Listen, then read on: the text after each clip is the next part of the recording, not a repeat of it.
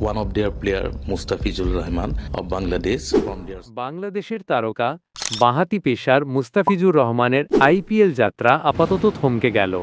2026 সালের Indian premier league থেকে তাকে বাদ দেওয়া হয়েছে।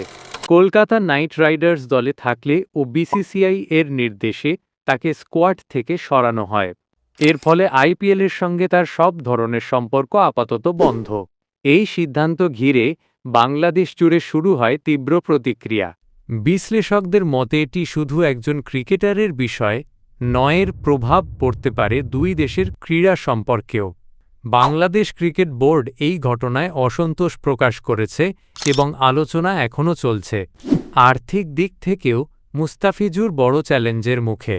তবে এখানেই শেষ নয় তার গল্প। আন্তর্জাতিক ক্রিকেটে তিনি এখনও গুরুত্বপূর্ণ। নতুন লিগের খোঁজ চলছে আর সেই তালিকায় পাকিস্তান সুপার লিগের নামও আছে।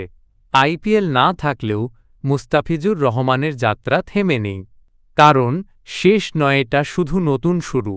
এই ধরনের খবর পেতে ভিডিওটি লাইক করে চ্যানেলটি সাবস্ক্রাইব করে নিন। ধন্যবাদ।